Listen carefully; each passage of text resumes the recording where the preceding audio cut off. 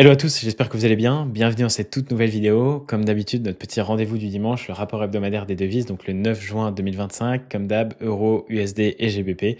On est directement parti dans la deuxième partie de cette vidéo. Je vais vous faire comme d'habitude la grosse top-down analyse pour que vous puissiez justement avoir un biais de marché concret pour la semaine. Donc déjà, on va faire un petit point fondamental sur les trois devises, donc euro, GBP et USD. Et à la fin, je vous ferai une grosse synthèse comparative pour que vous puissiez avoir une direction fondamentale concrète pour chacune de ces devises. Concrètement, ce qu'on a eu comme données cette semaine, eh bien, on a eu l'inflation qui est à 1,9. On était à 2%. Les objectifs d'inflation de la BCE sont à 2%, donc on est très bien. Okay, on a des taux d'intérêt qui ont été baissés de 0,25 points, donc c'est plus ou moins, il me semble, la dernière baisse des taux qu'on va avoir parce que c'est la 7e baisse consécutive depuis juin 2024. Donc ça fait un an qu'ils baissent les taux d'intérêt et on est, on est à 2%. On est le taux principal. Alors vous allez me dire, oui, il y a plusieurs taux, etc. Mais c'est le taux directeur. On va avoir les taux de refi, les taux de prêts marginaux, etc. Mais là, on a un taux de dépôt qui est à 2% et c'est celui-là qui nous intéresse. On a une inflation qui descend malgré les taux d'intérêt qui baissent, ce qui est censé stimuler l'économie et qui peut faire repartir l'inflation. Donc il va falloir justement faire attention à tout ça. Mais là, pour l'instant, on est dans une optique où l'économie est plutôt bonne. C'est plutôt bonne mais assez stable. Il y a aussi des grosses divergences de taux d'intérêt entre le dollar, le GBP et l'euro, où l'euro a un taux qui est très très bas. Donc c'est pas forcément très attrayant. Mais voilà, donc avec des taux à 2%, une politique très accommodante, on voit que la BCE a réussi son pari finalement, puisqu'ils ont baissé les taux d'intérêt. L'inflation n'est pas repartie, donc c'est plus ou moins ce qu'ils attendaient, ce qu'ils voulaient. Donc c'est plutôt un pari réussi. Après, forcément, ça ne valorise pas la devise aux yeux des autres, vu les divergences de taux d'intérêt. Mais voilà, il faut attendre de voir. Et justement, mais là, il faut surveiller l'inflation avec des taux aussi bas, voir si ça ne repart pas. Et dans le cas où ça repart, là, on pourrait vraiment avoir une pression très haussière qui peut venir s'appliquer tout simplement sur euro USD. Donc voilà, la semaine prochaine, deux news pas hyper importantes, le sentiment de confiance des investisseurs et la production industrielle. Donc il va falloir surveiller ça, mais c'est pas très important dans tous les cas. Je vous fais la synthèse sur euro juste après, mais voilà, on a une inflation qui est en dessous des 2%, en dessous de l'objectif. Donc c'est vraiment le top. Le Royaume-Uni. Alors, on a plusieurs données qui sont tombées. On a le PIB, on est à 0,7, sachant qu'on avait 0,6 de prévu. Donc ça, c'est plutôt intéressant. Ça montre que forcément, on a une bonne croissance, malgré les taux d'intérêt qui sont très élevés. On a par contre moins de croissance dans l'immobilier, moins 2%, ce qui est assez importante. On a un PIB qui est plutôt bon, on a de l'emploi qui est plutôt bon, l'immobilier est pas très bon, mais les services, innovation, le commerce, on est plutôt bon, on est au-dessus des moyennes, ça c'est une échelle sur 10. Donc on voit ici que l'économie britannique est dans une phase où elle se maintient plutôt bien, comparé justement à la situation économique, surtout au taux d'intérêt, parce que oui, on a des taux d'intérêt qui sont à 4,25%, une inflation qui est assez élevée, et on a justement une BEE qui a été dans une phase plutôt dovish, elle a baissé les taux d'intérêt, l'inflation a explosé, mais et en fait on avait des mauvais chiffres économiques. On a une inflation qui était plus ou moins maîtrisée, mais pas trop, on était autour des 3%. Du coup ils se sont dit on va baisser les taux d'intérêt. Et les dernières news ont montré que l'économie est très bonne, enfin plus ou moins bonne en tout cas, et que l'inflation explosait. Donc là ils sont passés d'une dovish à une hawkish, d'où justement le regain du GBP, l'explosion à la hausse. Donc forcément il faut réussir à surveiller ça. On a deux news la semaine prochaine, la production industrielle et les balances commerciales. Donc ça va vraiment être intéressant et ça va nous donner des catalyseurs économiques fondamentaux pour justement l'analyse de l'économie anglaise. Donc il va falloir surveiller ça de près et comme ça on va pouvoir savoir justement si les taux d'intérêt vont continuer à être stables ou alors peut-être même s'ils vont monter. Parce que forcément il faut réussir à maîtriser cette inflation qui devient incontrôlable. Là 3,5, 3,6% il me semble, c'est vraiment énorme. Donc voilà, on surveille ça de près, mais forcément du coup on a une devise qui est très rémunératrice, avec laquelle il y a des perspectives de hausse des taux d'intérêt pour un peu plus tard au vu de l'inflation et de la situation économique du pays. Donc forcément, il y a une grosse pression haussière. Alors, le dollar, on a eu deux news très importantes, le rapport du NFP et le taux de chômage, forcément. On a eu un rapport qui était prévu à 130K et on a eu 139K, donc ça a un peu tout chamboulé, enfin tout chamboulé, oui et non. On va avoir des baisses de taux d'intérêt, mais du coup ça va retarder un peu tout ça, parce que forcément on s'attendait à avoir des chiffres qui étaient bien moins bons que ça. On a un taux de chômage qui est stabilisé dans une fourchette étroite et qui est plus ou moins à l'équilibre de ce qui est recherché par la Fed justement. Donc on a une économie qui est pas mal, une inflation qui est plutôt bien aussi, hein, parce que forcément on attend les résultats de la semaine prochaine, c'est ça qui va tout déterminer, hein, notamment là on a le PPI et l'inflation, donc là ça va être vraiment ce qui va tout déterminer en fonction de la semaine d'après, parce qu'on attend que ça en fait. Le marché attend que ça, l'inflation, savoir si justement on va pouvoir baisser les taux ou non, ce que va faire la Fed par rapport à ça. Donc on va attendre cette news-là avec impatience, l'inflation, donc c'est le mercredi à 14h30 il me semble, le 11 et donc là on est le 8 à la date de cette vidéo, donc c'est ça, c'est mercredi. Et donc forcément si on a une inflation qui est très élevée, eh bien on va pas avoir de baisse, on va pas avoir de baisse des taux exactement. Et si on a une inflation qui est assez basse, dans ce cas-là on pourra avoir une baisse des taux plus prématurée que prévu et donc le dollar pourrait forcément bien aller à la baisse. Donc là pour l'instant il y a des taux à 4,50, un objectif d'inflation qui est à 2% et une Fed qui est plutôt très restrictive, qui maintient ses taux malgré l'inflation qui est un peu basse et l'économie qui est... Donc il va falloir surveiller ça de très près et voir un peu les chiffres qu'on a tout simplement mercredi. C'est ça qui va déterminer beaucoup de choses. Maintenant, si on fait un petit rapport concret sur ce qui se passe, euro, eh bien forcément on est baissier, hein, on est neutre baissier je dirais, parce qu'on a des énormes divergences de taux d'intérêt, on a une croissance aux US qui est supérieure à la zone euro. On a une inflation qui est en dessous de l'inflation cible, donc forcément, il n'y a pas de prévision de hausse des taux d'intérêt, etc. Et on est approché des gros niveaux de résistance. Ensuite, forcément, on a la Fed qui va tout déterminer, hein. Si la Fed se met dovish, si le CPI déçoit, c'est-à-dire qu'on a une inflation qui est plus basse que prévu, là, à ce moment-là, ça va faire s'écrouler le dollar. Et par contre, à l'inverse, si on a une inflation qui est très haute, le dollar va exploser et l'euro va s'écrouler. Sur GBP, on a une inflation qui est persistante, donc c'est assez haussier. On a un PIB qui est plutôt bon. On a une BEE qui est moins dovish, forcément, au vu de l'inflation. Et on a un momentum beaucoup plus haussier que sur Euro-USD. Il y a quelques arguments baissiers, on a des petites immobiliers sous pression, incertitude, mais bon, c'est pas vraiment significatif. On est plutôt du coup modérément haussier sur GBP, neutre baissier sur euro et je dirais en attente du CPI sur le dollar. Donc là, à mon avis, on devrait avoir un retracement pour le début de semaine. On va voir ça tout de suite, de toute façon, juste après sur un point de vue graphique, ce qu'on a.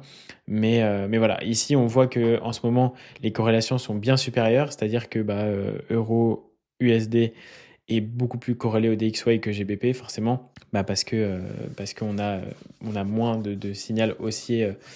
Oui, il y a moins de résistance haussière sur euro que sur GBP.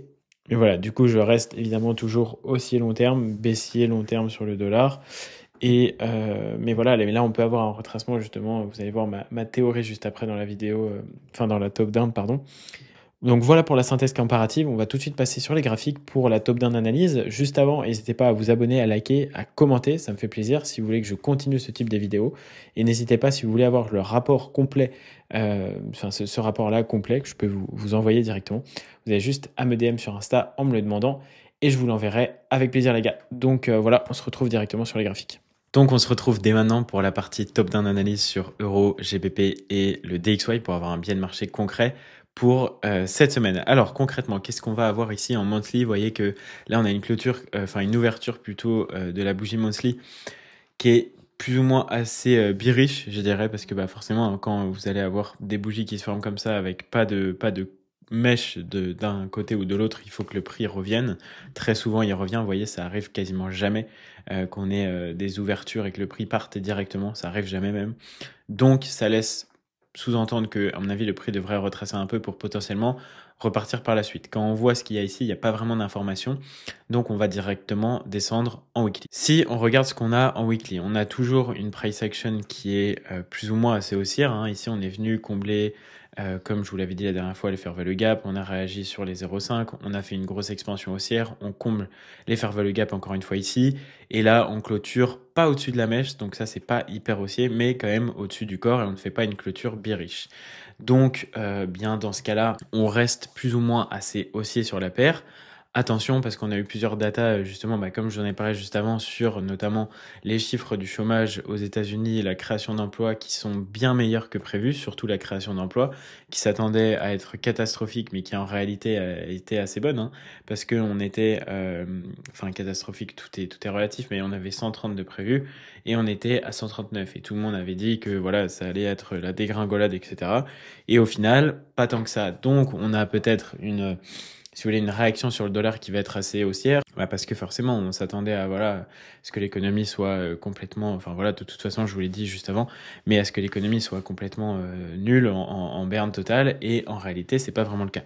Donc, ça va peut-être retarder un peu la baisse des taux d'intérêt. Donc là, ici, si on regarde d'un point de vue weekly, bien, on n'a pas grandes informations, si ce n'est qu'on n'est pas hyper haussier. Voilà, c'est plus le truc, on a vraiment des grosses SMT divergences. On va regarder un peu plus tard ce qu'il y a. Mais là, vous voyez qu'on a retracé ici sur l'OTE, on a une réaction parfaite à l'OTE, on commence à faire des englobantes baissières, etc.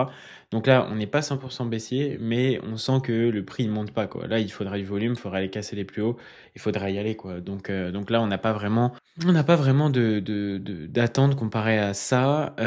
Maintenant, évidemment, on va voir le CPI la semaine prochaine, qui va nous donner énormément d'informations quant à la politique monétaire de la Fed. C'est ça qui va déterminer énormément de choses. Donc, bah forcément, le marché, je pense, en cette début de semaine, va être un peu en attente justement de ces données-là. Si on regarde concrètement au H4 ce qu'on a, on voit qu'on est venu prendre liquidité, on réagit à la baisse, on casse un peu les structures, etc. Donc là, on est plutôt repassé dans une tendance plus ou moins baissière. Si on regarde ce qu'on a avec les bons yield spread, on voit que les yields s'écroulent. Ah, ils étaient revenus dessus. Ok, donc ça c'est plutôt assez intéressant. Je suis bien en H4. Ok, donc on avait d'énormes écarts hein, qui sont plus ou moins retracés. Donc ça c'est plutôt intéressant. Mais là on a des bons yield spread qui s'écroulent, dû forcément aux données qu'on a eues sur le NFP. Donc là à ce moment-là je suis un peu mitigé. Je dirais que je suis un peu en consolidation baissière. À mon avis, on va pouvoir retracer un petit peu pour aller chercher justement les plus bas de ce qu'on s'était dit. Peut-être revenir par là ou alors par là. Ça va dépendre vraiment des CPI, ça va dépendre de la donnée. Est-ce qu'on a une inflation qui est forte? Dans le cas d'une inflation forte, forcément le dollar va reprendre, va remonter, hein, parce que du coup, pas de baisse des taux tout de suite. Et si on a une inflation... si, justement... si, ouais, c'est ça. C'est ça, je me suis embrouillé. Par contre, si on a une inflation qui est très faible, ou moins que prévu en tout cas, alors là, l'euro devrait repartir. Mais je pense du coup qu'à mon avis, on va avoir une inflation qui va être un peu plus élevée que prévu. Donc ça va être un peu compliqué, sachant qu'on a des données du NFP qui sont plus ou moins assez bonnes, donc l'économie réagit pas trop mal, du moins au taux d'intérêt. Je pense qu'à mon avis, on va aller chercher du retracement à ce niveau-là sur les paires qui sont contre le dollar. On va confirmer ça tout de suite. Alors, le GBP concrètement, qu'est-ce qu'on a? Vous voyez qu'on est pile revenu dans le TE, même si on était déjà revenu avant. Vous voyez que là, on a une perte de momentum. Hein. On a clairement une baisse de la volatilité haussière. Si je regarde ici concrètement ce qu'on a en weekly. Alors, on peut voir justement qu'on est venu réagir à plusieurs reprises dans l'order block ici. Vous voyez, on est venu sur le rejection block à ce niveau-là. On voit qu'on n'arrive pas vraiment à casser les plus hauts. Là, on a pris la liquidité. Mais là, on est revenu en dessous de ces bougies-là. Donc, ça fait 2 semaines qu'on n'arrive pas à clôturer au-dessus du plus haut. Donc, on a vraiment une perte de momentum et on a réagi dans des zones plutôt intéressantes. Donc là, on pourrait imaginer peut-être un peu que le marché retrace, hein, tout simplement, que le marché se mette à retracer un peu. Là, on a une prise de liquidité, on fait une clôture plus basse à la haut, enfin voilà, une englobante baissière, etc. Donc là, si vous voulez, on a quand même une perte de momentum. Si on garde les yields, pas en daily mais en H4, eh bien, on voit que là, c'est affolant, la divergence qu'on a. Donc, à mon avis, là, je pense qu'on est plus ou moins sur un shift et qu'on va aller retracer pour aller chercher un peu des plus bas. Parce qu'avec tout ce qui se passe au State, là, ça a vraiment changé un peu la donne sur le marché. D'un point de vue daily, on va voir plus ou moins ce qu'on a ici. Hop, je vais checker ça.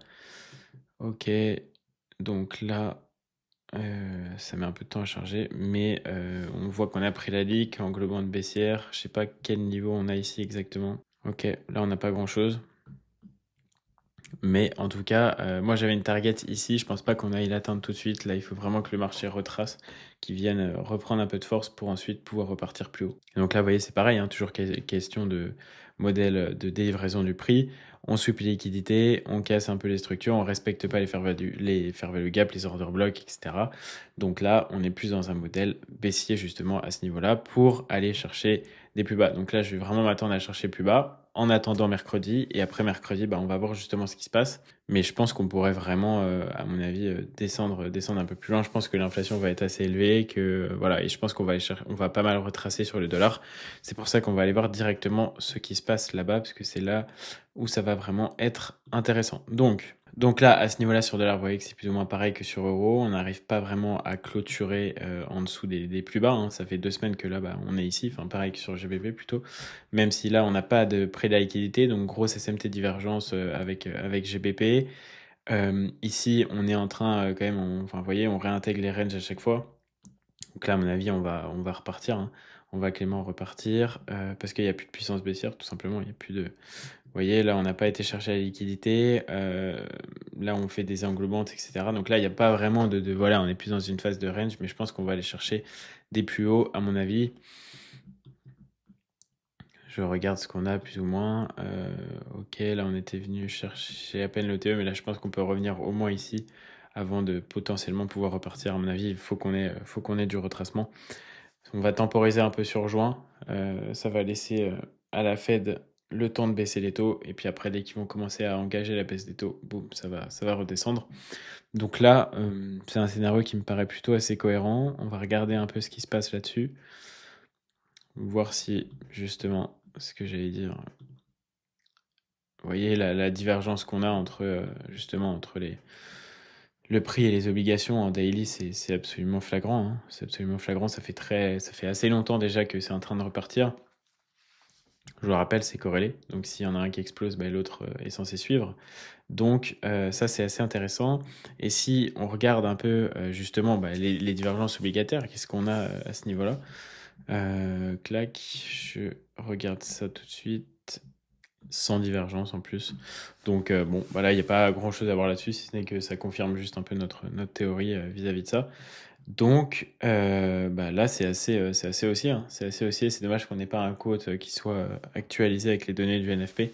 Mais là, en tout cas, vous voyez, depuis, bah, forcément, depuis vendredi, depuis le NFP, ça a bien bougé. Bah ouais, parce que ça change complètement les perspectives liées au taux d'intérêt et à la Fed. Donc voilà, là, j'ai un biais de marché assez baissier. On attend justement les données de la Fed, enfin les données du CPI justement pour voir ce que la Fed va nous faire. Mais là, je pense qu'on peut aller retracer, un peu plus bas vers vers 1,12, 1,10. Je pense que c'est pas déconnant d'aller chercher ça d'ici quelques jours, quelques semaines, avant de pouvoir repartir plus tard à la hausse quand la Fed va tout simplement baisser ses taux d'intérêt. Voilà, c'est assez simple. Donc voilà, j'espère que cette petite vidéo vous a plu, les gars. N'hésitez pas à vous abonner, à liker, à venir me follow sur Insta. Je vous mets plein de stories et plein de contenu valeur. Ça peut vraiment vous aider. Si vous voulez avoir le rapport complet, eh bien, envoyez-moi un DM sur Insta. Je vous l'enverrai avec plaisir. Et puis sinon, on se dit à la prochaine pour une prochaine vidéo. Ciao!